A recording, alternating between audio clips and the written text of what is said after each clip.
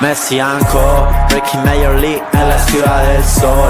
Here in Miami, we know who's el campeón.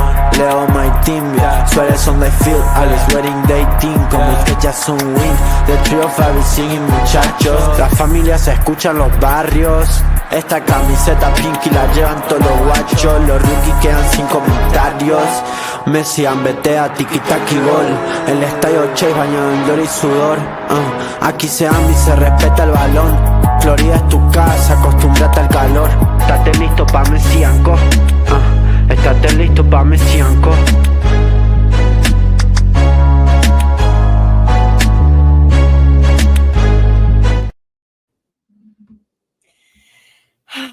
Hello, everybody. I already just started with this hi. But anyways, hello, everybody, and welcome to a very special live edition of Messi & Co. I'm Ashley, here as always with my co-hosts Gian and Matt. And, man, there's a lot to talk about. But I guess happy Monday. Not really a happy Monday. Monday's not the new Friday. It's not Monday the new is not the new Friday. Yeah. I take it all back. Yeah, well, I want to give a little bit of time for people to join because, you know, there's obviously a lot to discuss. But I guess where we can start is just, you know, happy Monday. How's everybody feeling? Let's start with this, actually. I'm going off the cuff. Give me one word to describe how you feel right now about Inter Miami. Shambles. Disappointed. Shambles, disappointed. Shambles is probably more accurate of shambolic. Shambolic. Mine, honestly, is anxious because I am anxious for there to either be change or more bad things to happen or us hearing news about players that we do not want to hear, things like that, you know, the future of this club. I'm anxious, you know, like it is not a good feeling. No, I mean, I don't blame you on that feeling. We're in a very, very, this is not, you know what worries me the most? We're not even at like the lowest point yet of like our season. Like our season can get much, much worse than this. Don't say that. I'm just saying. Like, am I wrong? We still have Leagues Cup. And we obviously have playoffs and all that to still go for. But imagine us being in pain right now, and we literally have, 6 months left of the season. Getting some comments in already saying things that, you know, disaster, shit, bad, like we want Mascherano fired. I mean, I said this last week or 2 weeks ago, and I didn't ever think I'd feel this way after when I said it then. This is the bad place. We are in a bad place right now as an Inter Miami team on a lot of different levels. We're going to go into those levels, but it all starts with what was an absolutely abysmal, horrific derby performance last night where Inter Miami lost at home to in-state rival Orlando City 3-0 with a performance that was ugly and did nothing to give people a good feeling, and it was just everything you didn't want from this Inter Miami team. And there's a lot of fallout happening from it, rightfully so. But Gian, I'll start with you. Again, I'm sure people are gonna keep trickling in. How do you feel about last night's performance, and just, you know, where do you want to start with all this? So I think I'll start at the end, which is Mascherano and how he felt about the game. He thought that he had a good first half. And as he said in other games, he says that you know, that not necessarily the result doesn't always kind of dictate what the performance was on the field. He said last game that they were doing good in the first half, and then they got scored on that one time. And up to then, they were doing a good job, and then that completely changed the game. And I think sometimes that's kind of worrying with Mascherano with some of the things that he says, because I kind of think that he doesn't understand the full picture. He doesn't really comprehend exactly what's happening with this team. He thinks he's doing well in certain aspects, where from the outside, it's like that's not necessarily the case. Inter Miami, if you look at a lot of these games, you take a look at the possession, they're dominating on possession, but that doesn't mean they're actually dominating in the game. And I think that that's what Mascherano feels like when he looks at the team holding the ball, passing from one side to the next. The other team is just waiting for the counter. He feels like the team is genuinely doing good, and that's just not the case. Like, I think yesterday it was like 60 to 40% possession, something like that. Yeah. The team on the other side of the field without the ball is actually dominating us, and we're the ones in possession because we can't do anything with it. The ball goes from left to right, from left to right. Nothing's going on in the middle. Messi has to drop all the way back, which, by the way, we can probably talk about that later on in the episode. But at the beginning, that kind of maybe was like, oh, that's interesting. Messi's dropping all the way back to get the ball. But I feel like that's completely changed the offense for us. And Messi isn't really there to be the one to kind of score at the end. But for me, I think, again, just going back to then, Mascherano is just not understanding that it's not just about holding the ball and about possession. It's about what you do with it. And right now, Inter Miami is just not doing it with it. They don't have the players to. I think we've kind of theorized this. If you look back at all the episodes that we've done, I feel like we've always taken something different through every episode, right? Is it the tactics? Is it the personnel? Is it the players just not believing in the system anymore? Is it players dropping their level? I think we've come to the point where it's everything. It's all of that. It's all of that. And I think it all stems from Mascherano, but it's really all of it right now. Matt? I literally, Hello? Gian, first of all, that was a very well said speech. You've literally Thank hit you. every single point. No, literally, like you've literally hit every single point, and you've literally talked about everything that everyone is stressing out about, and like everyone is like trying to yell at Mascherano's face about it. Like for me personally, going into this game, I was excited. I had a lot of hope, especially with how we kind of formed up out there. We saw Ian Frey, we saw Noah Allen playing left back, we saw Jordi Alba playing a more advanced role. And we saw Delasco hit the bench. I'm like, okay, this is going to be interesting to see. And it was just boring. It was boring. It's very uninspiring. Like the entire team is just not inspiring at all. Like we play boring football. We look dead. We just look dead. It's like the blind leading the blind in a way. And it's a little bit of everything. It's the personnel, it's the tactics, it's the coach, and you could put the blame on the players. I don't like putting the blame now on the players because I feel like most of the players are giving us the best that they can, but at the same time, it's like some of them are not put in positions to succeed. But I think at the same time, it's just literally a little bit of everything at this point, and it's very, very difficult to watch. How do you blame some of the players? I think that's tough because I'm yet to watch a game and say that the players didn't put enough effort. Like I think that day in and day out, every game, I've seen the effort that's there. How do you put, for example, Suarez? Suarez is somebody that there's been a lot of debate around whether he should be able to play 90 minutes or should he see as much playing time. At the end of the day, can you blame Suarez? If you can't blame Suarez. I mean, you can't. It's not up to him to be on the field or not. It's Mascherano. And on him, like really, if he has the opportunity at 37 years old to play next to Messi, to be on a team that's supposedly one of the best teams in MLS, that the debate is there to be had at this point in time. But can you blame him? What is he going to say? Hey, no, take me off, coach. Put in Allen Ovando. I should only get 20 minutes. Like, there's only so much you can blame the players for, and looking at this game against Orlando, okay, we can be critical and all that. I'll say they through the first half, okay, they had possession, they were having trouble, but they did get a few shots. Like I think Messi had a really good shot off of his right foot. That was an absolute rocket. That was, Galesi got a hand on that. I think what changed more was after that goal, they're not able to regain their composure. Mascherano's not able to figure out a way to come back once they're down a goal. Whereas if we look back at Tata Martino's Inter Miami last season, I think they were at the top of the league for teams that would come back from like 1 or 2 goals down. Like, remember we would say that they were a second half team. Like they were getting scored on within like the first 10 seconds. But they were a team that showed resilience. They were a team that found a way to come back. This Inter Miami We're an team, if opposite. they go down, you have no expected. That's it. You don't expect them to come back. Like, you really don't. This is now It's a first completely half two different- team.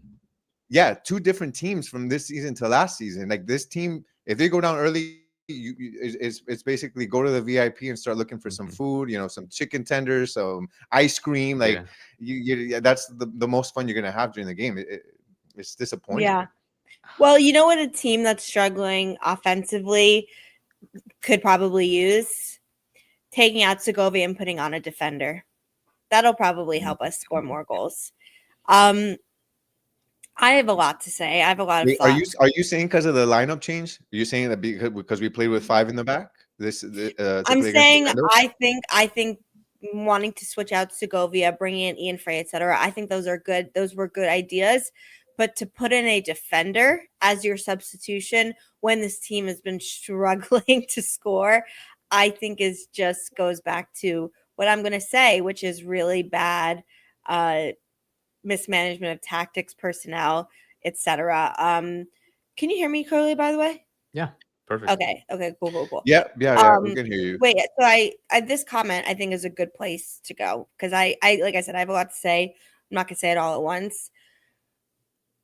From the Drive Pink dialogue, when everything goes wrong simultaneously, when every player's form dips simultaneously, it's not on the players. And you know what? I couldn't agree more because I think if this team does not drastically change or fire Javier Mascherano immediately, it could be catastrophic for the next few years of this club because I think he is doing such a bad job of coaching this team. No, this is serious. I know. Bad job that he may hinder Lionel Messi signing his extension for what is a guaranteed way to end his career and plan. Guaranteed, where they have had everything planned out for years and MLS, Apple TV, Adidas, Inter Miami, all these things planned out, the World Cup next year. But he is doing such a bad job that it might stop it. That's how much of a problem we're having right now. I think it is a season-defining game last night. And if changes aren't made, I think we're in big, big trouble. It starts with the front office too, because Mascherano, again, going back to what I said, you can't fault Suarez he's not going to take himself off of the field. But the same way with Mascherano, you can put blame on Mascherano for what you're seeing on the pitch. But at the end of the day, Mascherano's here because of the front office. He's here because Beckham brought him on, because the Mas brothers brought him on, because Messi gave the okay. And at the end of the day, this was a team that wasn't a team that was. This wasn't a project. This was a win now or go home team. And the fact that they brought on a coach that didn't have the experience necessary, that didn't have anything that gave him merit to be in this position, and with a team that had such high expectations going into Champions Cup, going into a Club World Cup, going into a year that they need to win MLS Cup. They didn't win it last season. The expectation was there. This season is a make or break. They have to win it.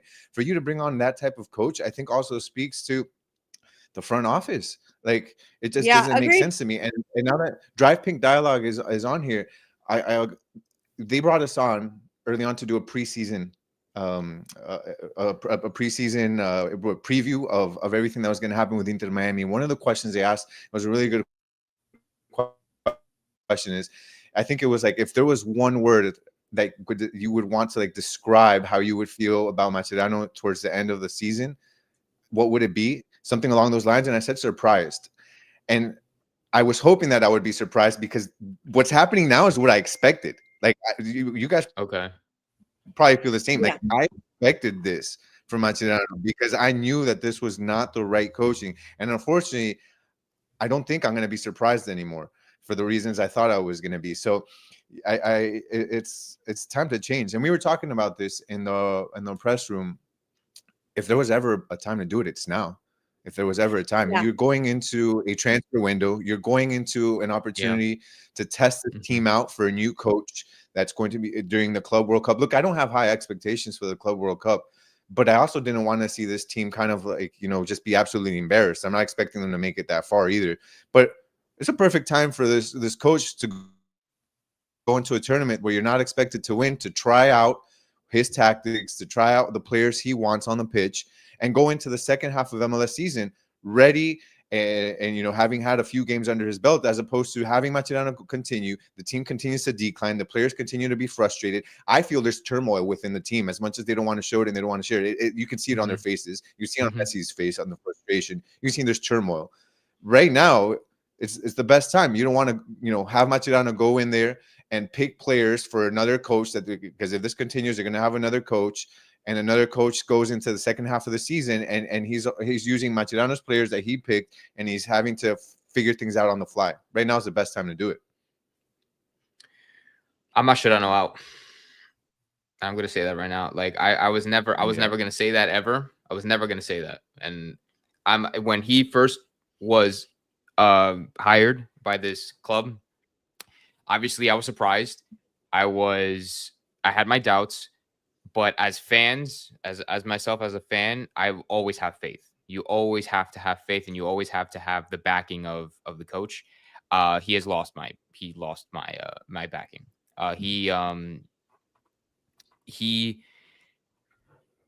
He's just been disappointing every single. And he's been disappointing and every single time. He's not doing anything right. He gets everything wrong, and it doesn't show like he's learning. And now that when Gian mentioned the fact that now we're coming up with the transfer window, which I think is the most important time now. This is the time. Like this is a very critical time in our season right now, because we have the transfer window, we have Club World Cup, and then after this we have a Leagues Cup. And then before we know it, we're like in the back end of the season, seeing if we're going to qualify for a playoff spot or not. We need to be looking for a new head coach right now. Like the office, the Inter Miami, all the board members up there, they need to be looking for the new head coach right now and have it figured out by at least the end of the month. Because if we can't go into June with Mascherano, because at this point, at this rate, in my opinion, and I'm going to say it now, we're not going to qualify for a playoff spot. If we continue at this rate and how we're going about things, we're not going to qualify. We're going to crash at a Leagues Cup. We're going to completely crash at a Leagues Cup, and we're not going to qualify. And then at that point, it's going to be too late. If we get to Leagues Cup and we don't have a new coach, it's way too late. Gian said that if a new coach comes in mid-season, he's going to have to learn how to work with these players. But this is a good roster. Like this roster, like, there are holes, and obviously I know we want to make some changes. We didn't expect the Luis Suarez decline, but I really mean this when I say it, and I agree. I really don't like talking about people's jobs and livelihoods. I think that I met him. He's a very nice guy, and I hope he has a very successful coaching career. But this team, this is, like you've said, Gian, many times, and Matt too, this is win now. You only have 1 or 2 more years of Messi if you're lucky. And he's the greatest player to ever play in all time. You've assembled strong team around him, enough strong players, interest, money, all of those things. You can't continue making this bet hoping it cashes. It didn't cash. He's not good enough. He's not ready. He's making tactical mistakes. He's making personnel mistakes, and he's making really obvious ones. I said this to Gian after the first 20 minutes of the game, once things kind of settled down. I thought Inter Miami tried and started, had a couple of chances, but as the half went on, it declined. I literally said to Gian a million times, I'm like, I've never seen a team be able to not have enough people defensively and offensively at the same time, because players have to be somewhere, and the tactical setup was left an absolutely empty midfield, balls over the top over and over again. And whenever Inter Miami looked like they were going to attack, there was a low block of 6 with no one trying to create space and everyone behind Messi. And that is 100% due to tactics. 100%. Like, it's not even a question. The tactical setup was just completely off, and like knowing you have Fafa on the bench, the lack of minutes he's getting is criminal. Ian Frey now is not is gonna it's gonna seem like it was his fault, even though he was the one who created the chances in the beginning of the game, but was left with no midfield, and asking Jordi Alba to be your third midfielder wasn't going to happen. And so all of this to say, you know, the team is everything that can go wrong is going wrong, and I think it's too big of a job. There's too many mistakes and it's too long. It has to be a drastic change, or you're going to start losing the belief of the fans, and you can't afford I to do that. thought something that was interesting in yesterday's game was, I think, Mascherano's lack of experience really showed when he went down that goal. And I think the first that first substitution that he made, I think it was around minute 55, if I'm not mistaken. I thought it was really interesting. Minute 57. So he takes out Falcon and Frey, and he basically had Busquets head into the defense to go ahead and play with Noah. I believe it was Noah Allen and with Lujan. Yep. And after that, he made another substitution. He put in Obando and Redondo, and then he took out Yannick Bright and Allende. And after that, this team it was just players without any positioning. It was players all over the place, going back to what you said, Ash. And there's this one image because I was rewatching the highlights today that really highlights what we're talking about right now, where it just felt like Mascherano just threw everybody in there. Get in there, figure something out. I can't lose this game. It felt like a game of desperation for Mascherano. It felt like he knew that things were falling out of his hands, that he was losing grip of this team, because I've seen Mascherano make changes that were questionable, but the team didn't fall apart. This team completely fell apart. It ended up being 3-0. But if we look at those highlights, there were some point blank shots that Orlando missed. It could have easily been 6-0. And okay, going back to what I said, I want to share screen. I want to share this one highlight. I freeze framed it here that just shows how disorganized this team was. And after those substitutions, how nobody knew where they were supposed to be. It was like chickens with their heads cut off. I'm going to show it right now. I want everybody to see. And I literally rewinded it a couple of times. So I'm like, I can't believe that I'm seeing what I am seeing. I'm going to show you right now. Look, I'm going to share my screen here. And we're going to go ahead and put this. Okay, here we go. Can you go ahead and, Ash, I think that you, oh, there it is. Do you guys see this here? Yeah. Yep. There were 4 defenders. Look at this. This is how, look at this. Yeah. Look at this play. Look at that. Look at them. I've all never going seen in. that. I've never seen anything like that. That's incredible. You have Lujan, Busquets. I think that's Redondo. And is that, I can't Probably no, I think. Is that Aviles already? Was he in already at that point, I think?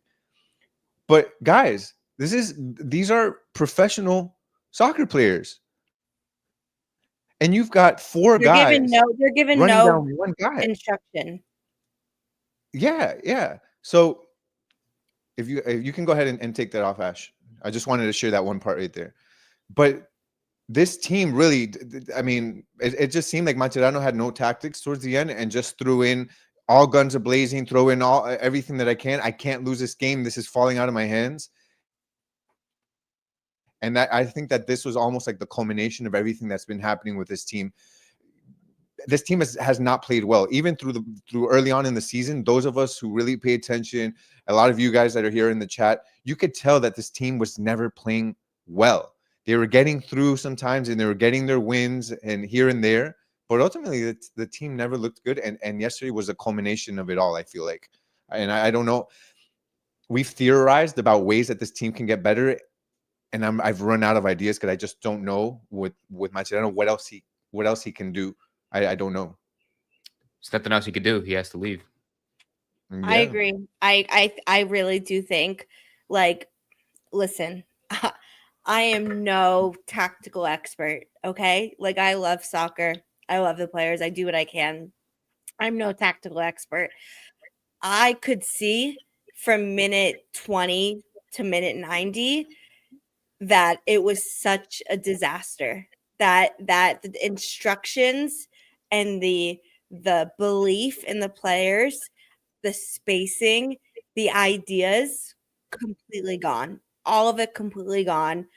The tactics, it wasn't working. The changes weren't working. And I really think the players don't have the belief.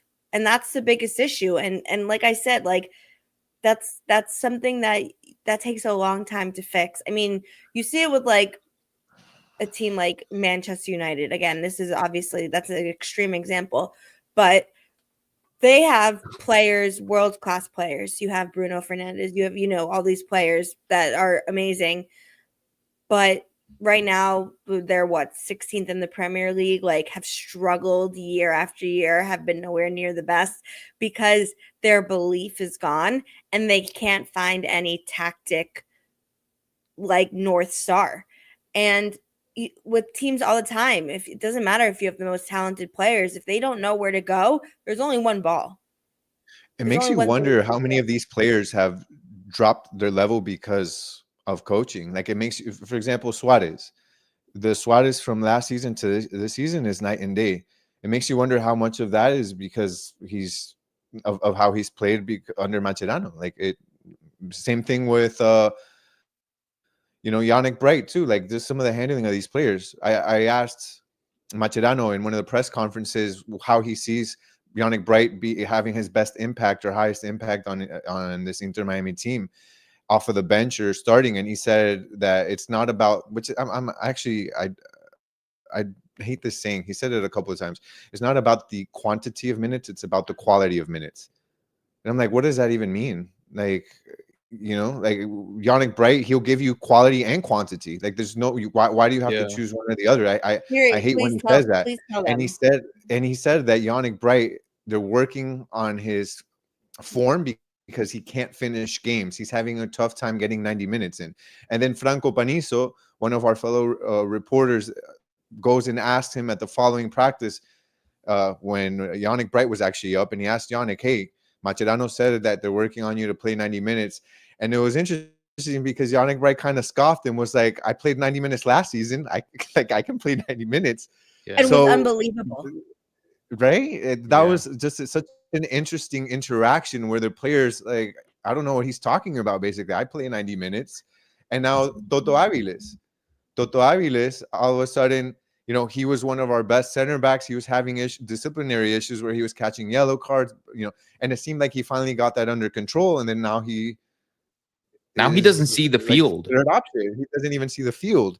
And sometimes, if you notice, like we're getting burnt on. I know that you like Noah Allen, Matt, and I like him too, and I love Falcon.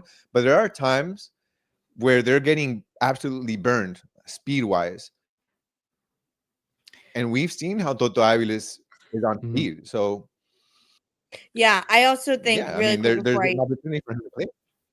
Matt, I want to kick this to you. Like we've talked about it before. How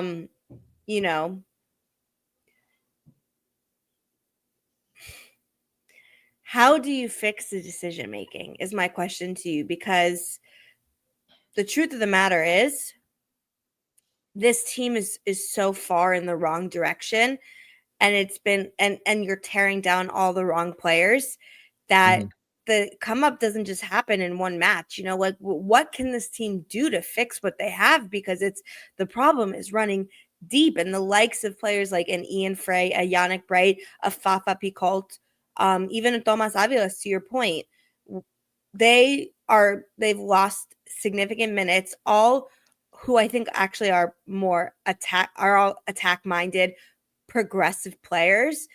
They've lost their time. They've lost their slots. They've lost their confidence. They've lost the rhythm. And so how do you get it back? And how do you fix this? What is an inherent bias and malpractice within the team? And I'm not saying Argentinian bias. I won't just say that because Thomas Aviles is Argentina and Ronaldo didn't play yesterday. I'll say it's more just like a bias of the wrong players, choosing the wrong players with the wrong attributes. You can't say Ecuadorian because Orlando's on the bench. It's probably just like the players who make the most money. Like, that's probably what the bias is, because I think Lujan's on a pretty hefty contract, and I think Maxi Falcone, I think, is on a pretty hefty contract. I don't know. Don't quote me on that, but like, if you want to stop what's happening, you literally need, like, if you were to put me as the head coach right now, okay, no, I gotta really think, because I know it's. I'm really I'm trying just not to making say the so wrong thing mad, right now. right? I'm really trying not to say the wrong thing, No, I but get it's it. like literally the simplest answer is to get rid of Mascherano. We need somebody that can lead this team. We need somebody that the players can back, somebody who makes the right decisions, somebody that who actually knows what they're doing on the field, because it's very, very clear and obvious that Mascherano has zero clue what he's doing. It's either that or something is driving him to make these decisions, because playing, with all due respect, playing Maxi Falcone and Lujan in that last game was awful in the approach that he wanted to have. He obviously wanted to be more aggressive, especially in the first like 30-ish minutes, and playing your two slowest center backs is not gonna. How is that gonna help you? Maxi Falcone was getting cooked by Muriel all day long. Yeah. He was getting cooked all day long. For the whole game, Maxi Falcone made one tackle, and that came in like in the last couple of minutes, right before or actually no, not in the last couple of minutes. It was like right before they scored the second goal that went right between the legs of Coso. Which is what we're going to Wait, talk Matt. about in a minute. Yeah. Matt, he added some speed at the end though. He put Busquets as center back. Oh yeah, that made it a lot better, right? That made it so much better. But then doing that, it makes Noah look bad. It makes Noah look bad, and it makes Ian look bad, because Noah, I genuinely think that Noah is their best defender next to freaking Ian Frey. He's our best defender, because literally Maxi pushes so high up, and that leaves Noah all by himself at the back, because Noah's not pushing that high up. And so now Noah has to recover and cover Maxi's mistake and cover all that space behind him. And it was the same thing with Ian Frey. Ian Frey would Lujan would push up, and then Maxi would push up, and then Ian Frey would have to try to run back and recover. And then sometimes he would lose. And I'm like, yeah, why are we playing Maxi and Lujan? Play Toto, and I don't know. What if I told you that even though our defense isn't the best defense in the league by any means, that the biggest reason why we're having defensive issues, it stems from Busquets, Yannick Bright, and others in the midfield who aren't doing their job. Or maybe not aren't doing their job. Maybe it's also having to do with how Mascherano has the midfield and how he has a positioning in the midfield. What if I told you that? Because most of these teams with one or two passes, their forwards or their wings are one-on-one against our center backs or our defense. Have you noticed that? Like most of these problems are because our defense are having to face one-on-one opportunities, where if you're one-on-one, a lot of times you can take even the best defender. Like it's very different. I don't know. I was looking at the previous game. I haven't taken a full look at this Orlando game, but the last game, two of the goals, one was because of Ustari, obviously that giveaway, and the other two goals were because of Tadeo Allende and because of Telasco Segovia not marking their men and leaving their guys wide open, run past them, and they ended up getting the ball and having a one-on-one opportunity against one of our defenders. And look, you don't need to take the defender. If you're one-on-one, literally you can open space and kick the ball, and that's what happened. And that's one of the biggest issues.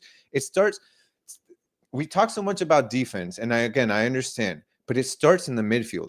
And you throw on top of that you have two guys that don't even help on defense with Messi and Suarez up front. You see the difference with this is why we talk about Suarez can't play 90 minutes. I think it actually starts even further up the field. But you put in Obando did you see him? He was running from one side of the field to the next, helping on defense. So it's either you can't have two guys that don't help on defense. Like it stems from that too. Like it's not. We were literally playing a man down the entire game with Suarez up there, I sit in section 124, which is right behind one of the goals on the west end, south end, Yeah. whatever. Yeah, I'm not a compass. I don't know. Yeah. And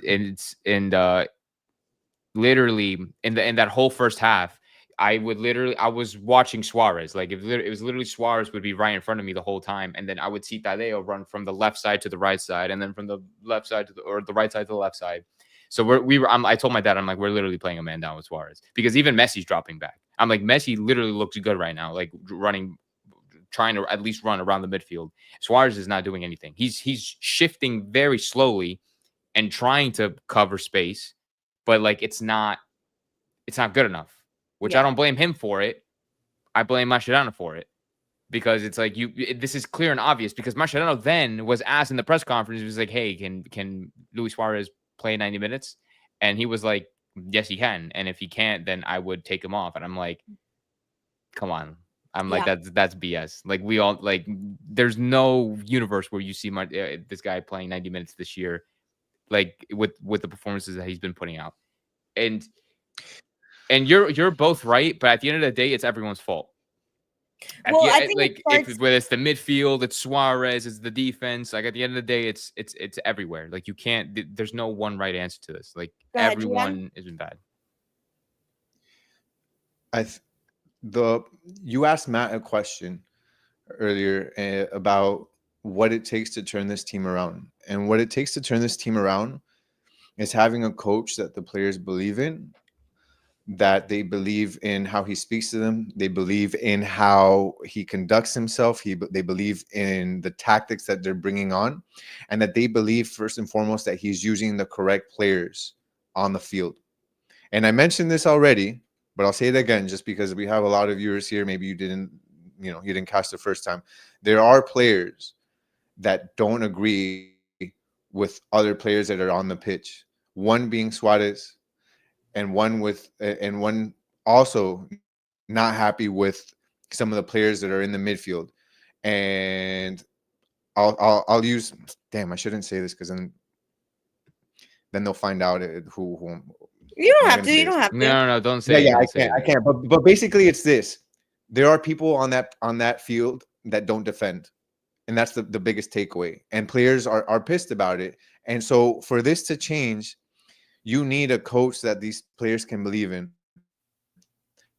and that they can, and that they understand that, again, the best personnel available is the one on the pitch, and not the ones that are, for whatever reason, whether it be where they're from or how much they're being paid or any other reason other than they deserve to be on that field. And I'll say this, one of the things that I haven't really heard many people bring up, do you think it's tough? Because I feel like Mascherano's 40 years old. Mascherano's young. Mascherano 5, 6, 7 years ago was playing on the pitch with Alba, was playing with Busquets, was playing with Messi, was playing with Suarez.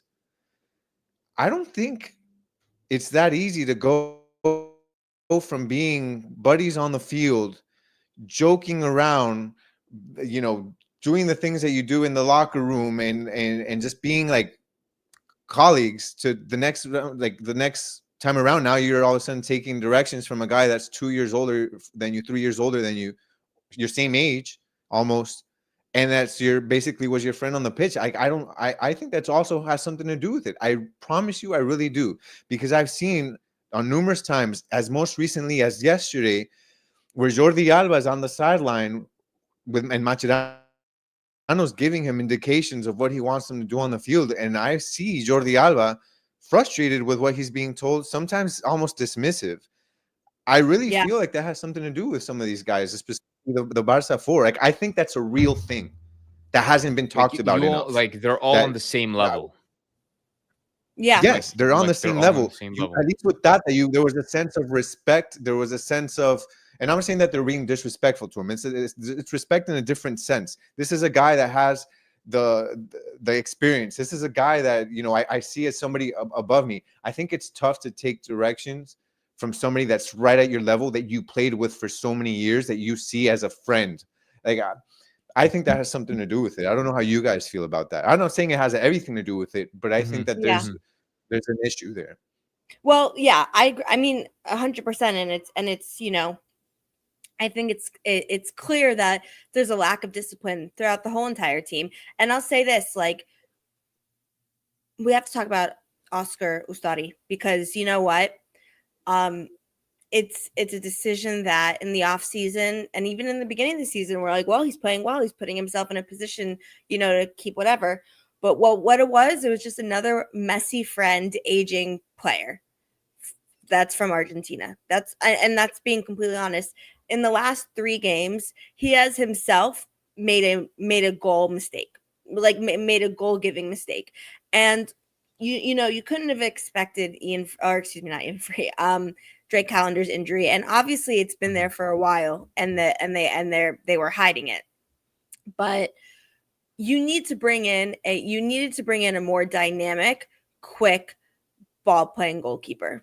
Ustari has good saves and etc. But when you start from the top and you have Messi and Suarez, who are not going to run, that means you had to replace Diego Gomez with someone who is fast and willing to go and work and do everything. Allende has not been able to do that. He has good moments, etc., and he does some good plays, but he's not willing himself onto the field. So now your offense already is, now you have 3 players who are basically out of it because he's not coming back enough and he's not being explosive like Diego Gomez was. In the midfield, Segovia is not doing what maybe even a Matías Rojas or even a Julian Gressel did, which was finding the correct spaces.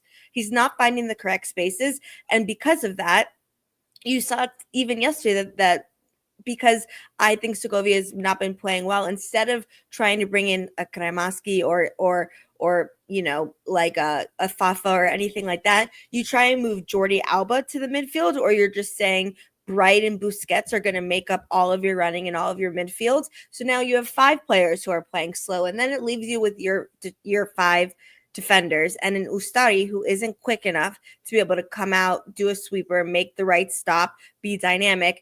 And now I've just showed how every single level of the team has this domino effect of not being in the right place. And you knew Messi and Suarez were what they were going to give. So it's your job as a team and as a coach to position the other 9 players in a way that makes it work. Because what you gain from Messi and Suarez, even though Suarez is up down and you couldn't expect that in some ways, what you knew those 2 players were going to be doing exactly what they've done. The production is lower, but from a defensive and a spacing standpoint, you knew what they were going to be. It is your job as a front office and as a coach to make the other 9 players fit it. And they're not doing that on every single level. We should be fair to Ustari, though, because I would say with Ustari, we were all excited when he first came in. And I think that he was doing good. He brought that, what you just said, Ashley, like he brought in the ability to play out of the back, which Drake didn't do so well at. And then all of a sudden, he, like everybody else, his form dropped. Like it all coincides. Like everybody's been dropping, and there's no backup now. There's no competition. And it's been with Ustari. Same thing. Ustari started off strong. We were all happy. We're like, oh wow, okay, he's doing well. He had really good stops, and all of a sudden, he's doing a lot of foolish plays that were uncharacteristic of the first games that he had with us. And then when you talk about Velasco Segovia, to me, that what you just said about him and not finding the spaces and where he's supposed to be, that goes back to Mascherano. He was asked point blank, where does Mascherano want you on the field? And he said, it all depends on where the spacing is. If the team is playing narrow, I'm going to play out wide. If the team is playing out wide, I play out narrow. Like where he is all indicative of where Mascherano wants him to be. But when you compare him to Matías Rojas, I think it's a perfect comparison because that's what they were brought in to do. They were brought in to be the other playmaking mid aside from Messi. And right now, I think Velasco Segovia is really good. I think Velasco Segovia has a lot of potential. I think if you use him correctly, Velasco Segovia can shine. We saw him and Tadeo Allende both shine. Within the first 2-3 games, they looked like they were the second coming of Messi, like, jokingly. Like they were scoring goals, they were passing, and then all of a sudden, I don't know what happened. Something happened with the tactics. I mean, we can talk about tactics. I don't know if you guys want to, but with Tadeo Allende, I'd play him differently. With Velasco Segovia, I'd play him differently. Tadeo Allende should be a center forward instead of Suarez if you're not going to use Obando. Velasco Segovia is not a wing. He's an interior player. He needs to be in the middle, have the ball, and put the passes. 2 quick fixes for me. Yeah. I mean, so with that being said, Matt, what do you think is something that the team could immediately do to change? Like outside, because I mean, I think we all agree there's a lot of discontent in the fan base. And Lionel Messi, who still may, by the way, like it could, and hope to God it does in the next week, announces the extension. That's the plan. That's what, everyone's hoping for. But the way he's getting just this team is just falling apart. And the fact that it's gotten to such a bad place where even that is becoming a question when it's really not a non-factor. It's like, what can you do to change? Because Javier Mascherano, I'm going to just say it, has completely ruined the players' ability, confidence, and unity of this team. And could he fix it? Maybe. You never know until you know. Hindsight's 2020. But at this moment, it doesn't feel like it. And if we feel this way after 3 months of a season, what are other people thinking? What are the fans going to do? What are the faithful going to do? You're faithful. You're there every night. You're at every game in the stands. I've been there every game for the last 5 years. I'm one of the first season ticket members. I've been there when Miami were not winning a single game in their life. But I still kept going.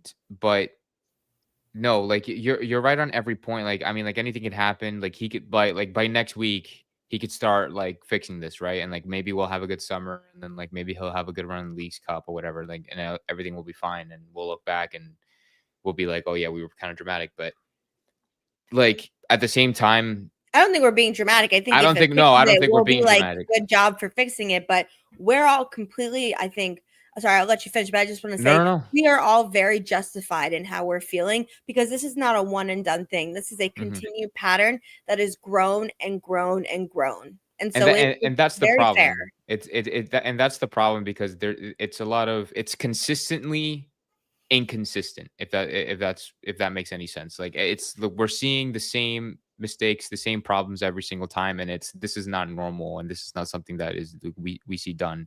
I mean, like in order to stop this or prevent it or kind of improve, I think it's kind of going to be like, if you were to ask me, like I would put it up to the players. I would feel like the players can like come together and be like, okay, like we need to figure this out ourselves, because if we're not let's try to get organized. Like if like we were talking about earlier about Mascherano really not giving instructions to the guys or whatever at certain points of the game, like if we can have the players maybe like come together and talk to themselves and be like, okay, hey, I'm gonna do this, you're gonna do that, you're gonna do this, and maybe form some sort of connection, chemistry, camaraderie, and things like that. Maybe it'll help them improve. But at this point, there's only one answer. There's literally only one answer. And until we get somebody who has leadership qualities, who has the experience of coaching, who has the experience of managing players like this, we're not going to be getting anywhere, because I really don't genuinely see this team getting any better with Mascherano as a head coach, with how things have been going. And going back to what Gian said about you're right in the sense of like Mascherano being on this essentially the same level as Messi and Suarez and Busi and all of them, like literally playing with each other for over 10 years and 10 plus years. It's not helping the situation.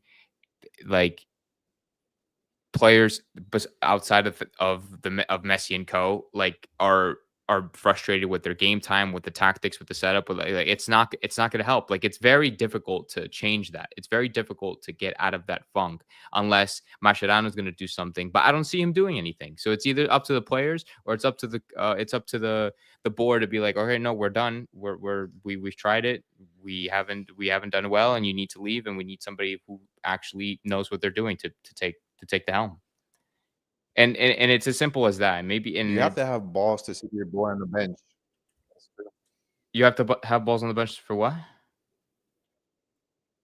You have to have balls to sit your boy on the bench. I'm talking about Machi and Suarez. Like it's tough, But that's but you what have to have. it's not though. It can't be that tough. It should be easier, to be honest, that they're your friend. Mhm. Maybe you don't want to ruin the friendship or whatever, but it's like, why are you thinking about that? It's either that or your job. Like, it's Yeah, if you don't have the balls to bench Luis Suarez, if you don't have the balls to bench Boosie, if you don't have the balls to bench anybody because you're afraid to ruin a personal relationship, you shouldn't be coaching.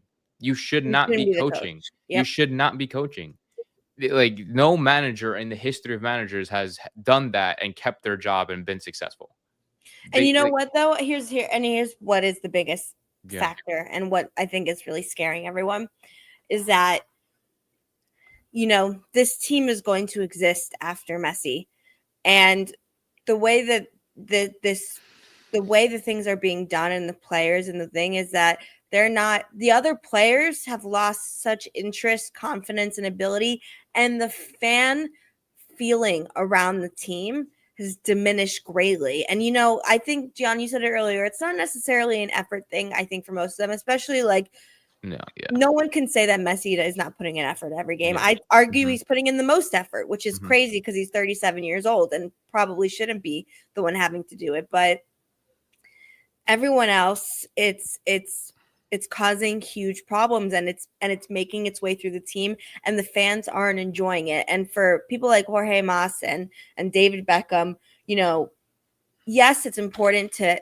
please Messi. It's the truth. It's important. He's the cornerstone of this team. He's bringing in hundreds of millions of dollars. He's the greatest to ever play. There's no doubt about all those things, and it's important that he's happy.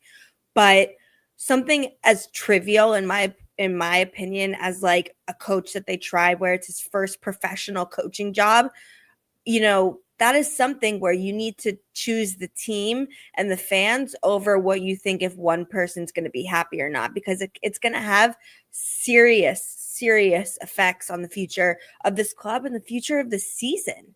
I mean, it's really demoralizing. speaking The players gave up. It was a derby speaking of the last night. fans, yeah.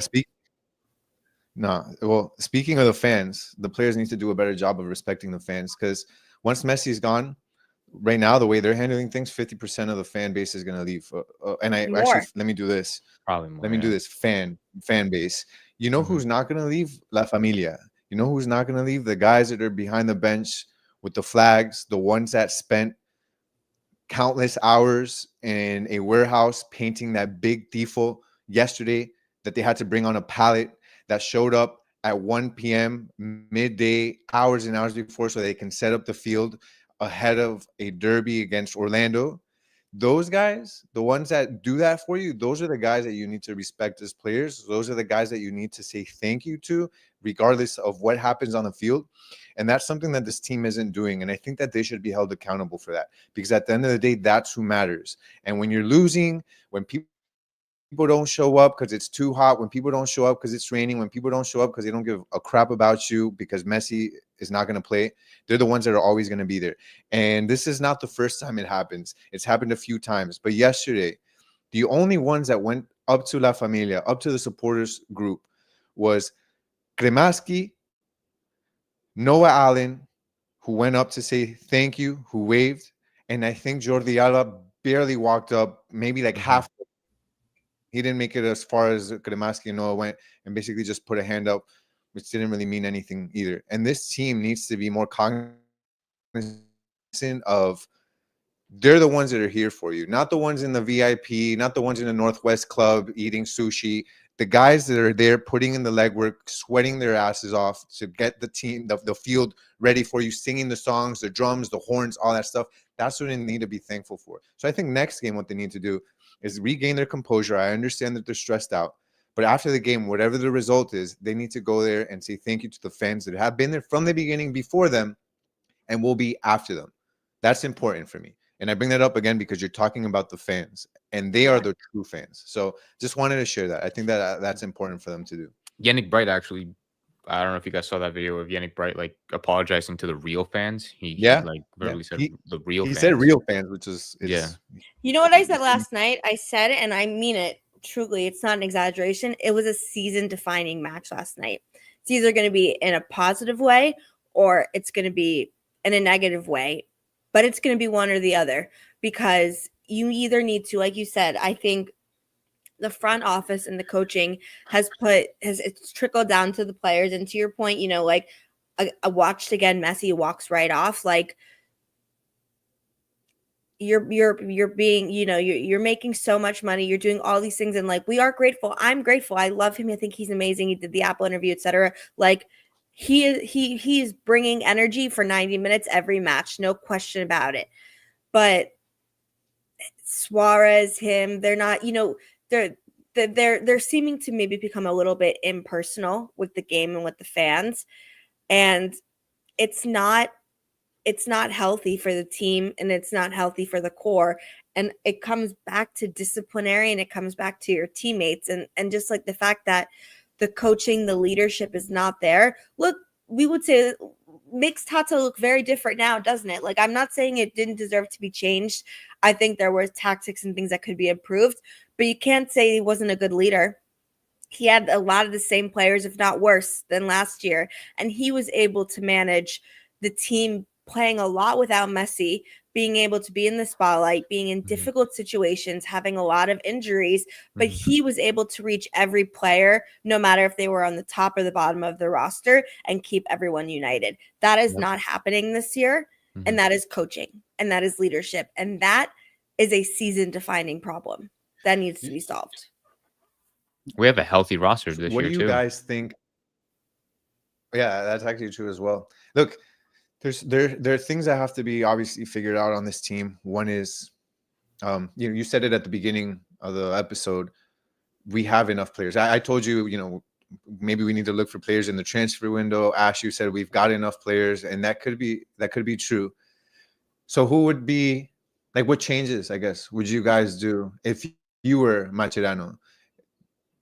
I mean, I think it'd be interesting to kind of do that exercise. Changes as in players?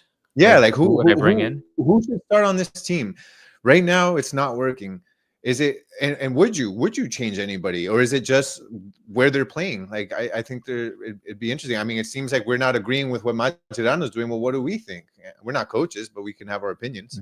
This team assembled this year, first of all, not only is it way better than last year's team, it is probably one of the best MLS teams ever probably put together. Like, the fact that this team is looking like a below average team is bad. That's impressive in a bad way. So for me, it wouldn't be like, oh, I'm gonna bring this guy, sell this guy, bring that guy, sell that guy. Probably this summer we're probably gonna be bringing in Di Maria, because that's what everybody's been talking about.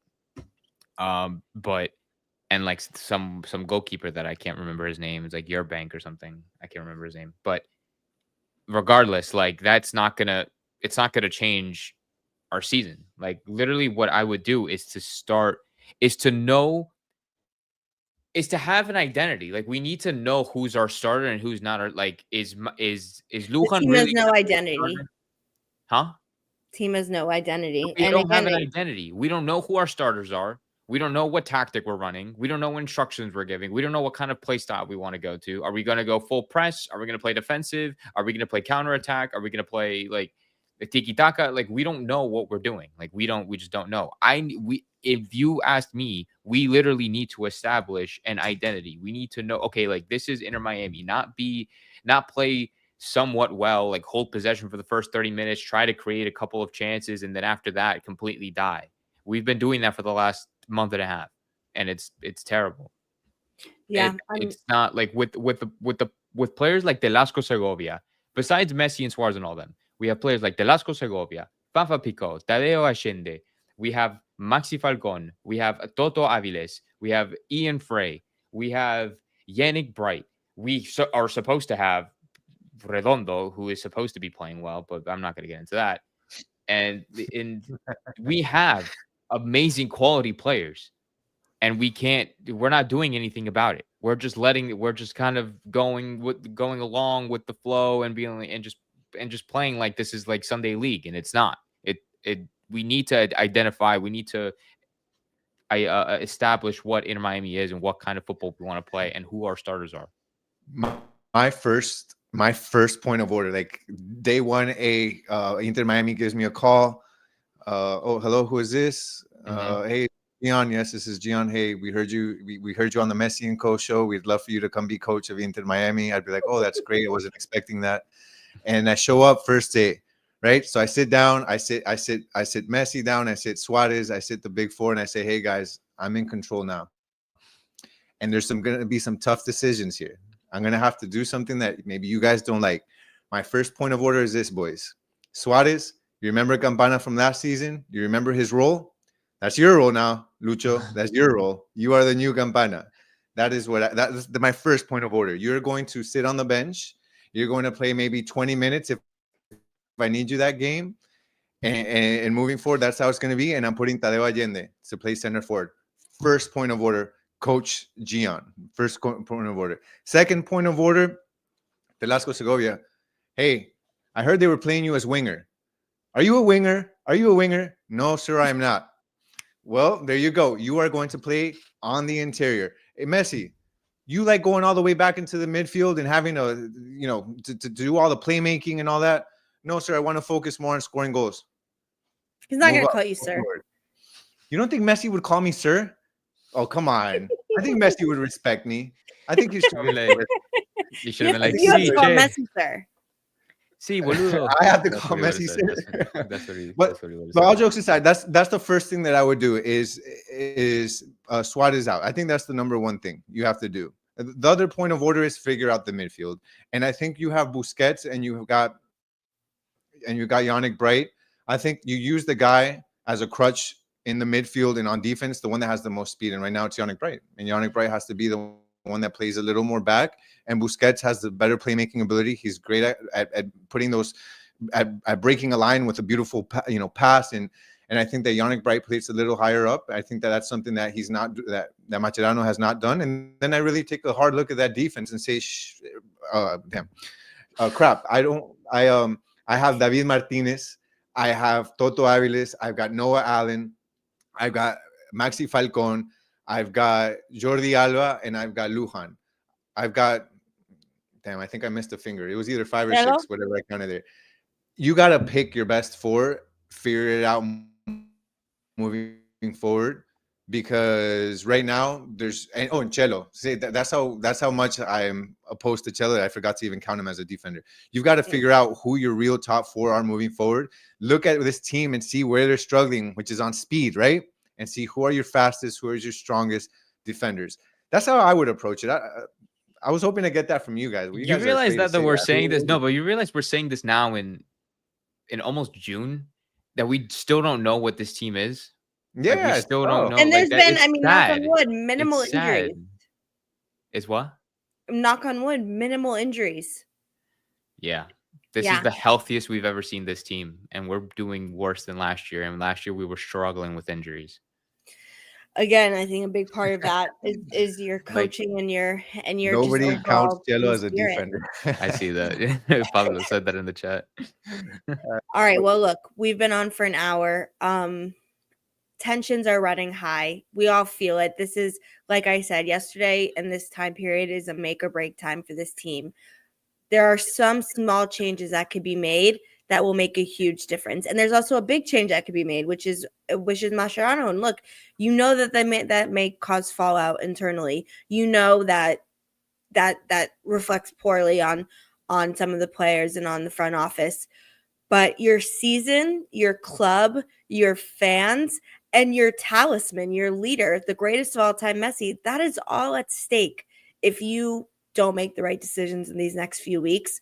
And we'll be watching every day, because serious change needs to happen, and it needs to happen now. Tensions are right. I wanna before we head out, I just want to instill some peace into everybody that's in here. Some take away the stress. There is nothing right now. I feel like that can change Messi's mind about re-signing. I think there's I think so too. And I mean, look, he's been great. Like he's been amazing, and he's done everything you've asked of him. It's just things around him are We falling could apart. lose the next 10 games. Messi's resigning. I'm sorry. Just to tell you, he's resigning. There's no way he's leaving here to go play somewhere else. He's not going to go play with Chicago Yeah, but he's Fire not resigning for Inter Miami. like, He's resigning because he wants to play in the World Cup. because he wants to play the World Cup, because it's in the U.S., because he likes where he lives, and he can go to Publix here without people bothering him. And that's why Those he's going pub to subs resign. are really good. It's not. I wonder what his pub sub order is. That's Can you order? That's- Can you An order? Argentinian pizza? Nah, you know what he probably ordered? He went to Publix and they told him that he could order subs, and I bet you he asked for a choripan. That's probably what he asked for. That's 100%. definitely what he was like. He probably didn't understand. He was like, "Oh, can I get a choripan with chimichurri?" on top Choripan with and then chimichurri. más That's on what the he asked side, for. And then Probably.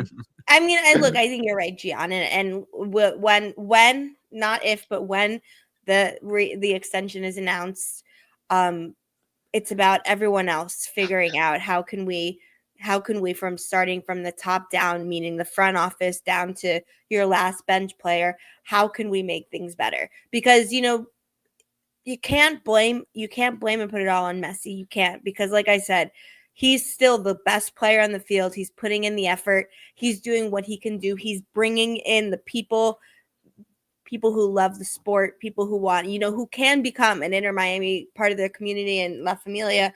But the team is doing everything they can around him to not make that happen. So they have to change it, and they have to change it now. Jordi Alba also extended 2 years, so that shows his commitment to the club. And so, I mean, and you can't say Jordi Alba doesn't care. I mean, when you watch him play, he's he's a freaking ball of fire always. Yeah. So, do you think Mascherano will actually get sacked? I think if he doesn't win one of the next two, yes. Because we have now Philly, we have Montreal, and then Columbus. I guess time will tell. Philly's the best team in the Eastern Conference right now. Philly's the best team in the Eastern Conference. Montreal is a trap game, and then Columbus is one of our rivals. Columbus. But you know what? We have the best players in the league. That's the difference. And we're sixth. But that's my point. Is that like, this isn't the 2022 Inter Miami or whatever. Like, we have the best players in the league. I don't care if a team is ranked higher than us or has a better style of player X, Y, and Z. Or we should be able to in a day turn things around and win every match because we have the best players by far. And so I don't want to hear about other teams' forms and this, that, and the other. We have enough. And so you got to figure it out. I agree. They do got to figure it out. And I hope they do it soon. Well, this was Javi a good Morales. episode. What? And Javier Morales we trust. Well, let's see. Look, again, like I said, in 2 months from now, if we come back and everything has changed and he's, fixed it and it worked out, I'll be the first to say I'm so glad it worked out. But I'd also be the first to say, but today at May 19th at 7 p.m., I didn't think it would, and I had every right to feel that way. We're not the only one, Ash, so that's fine. Great. If things change, great. But if they don't, can't say it's because we didn't know what was up, because we did. And so it's now on the team to make the right decisions. Yeah, we're not the only ones. The media has picked up on this as well. The other shows that you guys probably watch as well, I've been watching some of them. Everybody's on the same page. It's do or die right now. And Inter Miami needs to turn the page and figure it out, because I don't see how it gets better from now. As I said last episode, I root for him, obviously, so that the team can be better, so that we don't. I mean, changing a coach isn't easy. It's always a curve somewhere in there. But if it doesn't change, I think Inter Miami, what they need to do is just look at the next few games, and if things don't change within the next couple, how many games do we have until Club World Cup? 1, 2, 3. Those 3 games. Philly, Montreal, and Columbus. Yeah. If nothing changes in those 3 games, like fact check that, then that's it. It's time. And I don't know if it's going to happen. Unfortunately, that's the scary part. We lose 5-0 and 6-0 to Palmeiras and Porto. Look, we'll be there as always every step of the way. providing you with the latest news, everything about Inter Miami and this team. We love this team. We love Messi. We want to see a change. And let's hope tomorrow is the start of, a new beginning, a better beginning. But until then, for this episode of Messi and Co., thank you so much for watching. Before we go, wait, hello, Ash. Before we go, did you wanna share the cool thing that you're gonna do or not yet? Yes, I can share it. So I for the next 3 matches, I will be live streaming during the actual game to get my live reaction as the games are happening, because I'm not going to be in Miami for the next few weeks, and so maybe you guys will join for the away game, but because I'm going to be watching by my in a separate place and I won't be at the game in the press box, I'm like, let me say in real time how I'm feeling and be able to see what the community thinks as well. So I really hope you guys join and give us your thoughts, because I'm learning every day and there's a lot to think about. I mean, Gian is used to me talking his ear off because I say a million things during the game, X, Y, and Z. And so I'd be very interested to see if we have, some like-minded thoughts, some new ideas, some things that can change. And we'll be doing it together on this channel at 5 Reasons Football. So make sure you're subscribed.